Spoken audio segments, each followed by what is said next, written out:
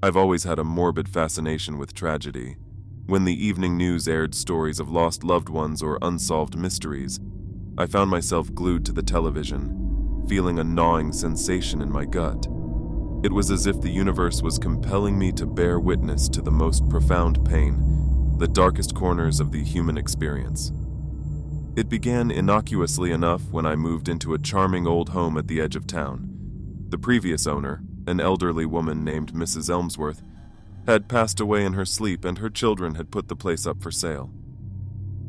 I felt a pang of sadness for her, but nothing out of the ordinary. The home was a steal, and I was eager to start a new chapter of my life. The very first night, however, was when the echo began. As I lay in bed, I heard the distant sound of sobbing. Thinking it might be a neighbor or a nearby television, I tried to ignore it. But as the nights passed, the sobbing grew louder and more desperate. Curiosity, and perhaps a touch of concern, drove me to ask my neighbors if they had heard it too. To my surprise, they all shared similar stories of grief-stricken wails echoing in the night. Many believed it to be the spirit of Mrs. Elmsworth mourning some unknown loss. Then, one night, I decided to follow the sound. It led me to the old basement of my home. The sobbing was now so loud it was almost deafening. In the dim light, I spotted an old dusty album. Flipping it open, I found black and white photographs of Mrs. Elmsworth with a young girl. Always the same girl. Their smiles seemed genuine, but in each photo, the young girl's eyes seemed distant, filled with a haunting sorrow. I was startled by a whisper just behind me. She was my daughter, my lovely Lily. Turning around, there stood the ghostly figure of Mrs. Elmsworth, her translucent form shimmering in the gloom. She gazed at me with tear-filled eyes. She vanished one day, just gone. No one knew where or how, but I could feel her pain, her fear, and even after all these years, it has never left me. The profound grief emanating from her was palpable, and a realization hit me with a cold shiver. This wasn't just her grief. It was an echo of all the tragedies, all the lost loved ones I'd ever heard about. This house, or perhaps I, had become a beacon for empathetic distress, drawing in the pain and sorrow of every grieving soul. For days after our encounter, I felt the weight of her grief. It was as if a piece of her pain had latched onto me. I would see flashes of Lily in my dreams, hear her soft cries in the wind.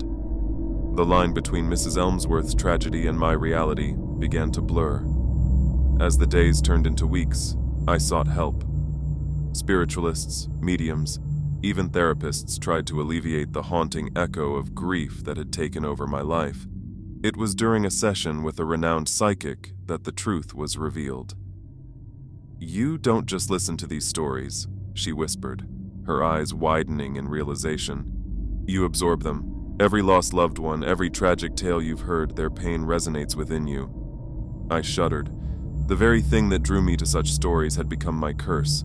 I felt trapped, a vessel of countless agonies. I had to break free. One fateful night, I returned to the basement. With the photo album in hand, I addressed Mrs. Elmsworth's spirit. "Help me," I begged. "Help me release this pain." She appeared, her form less distinct than before. "You must let go," she whispered. "Feel their pain, but do not hold on to it." I closed my eyes, tears streaming down my face.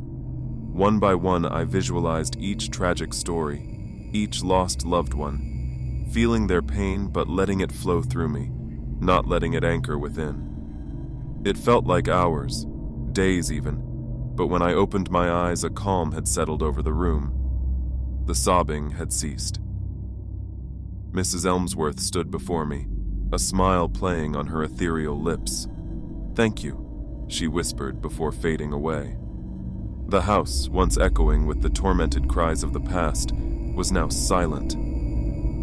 As I ascended the stairs, the weight of countless sorrows finally lifted. I had learned a haunting lesson about the dangers of too deeply absorbing the pain of others.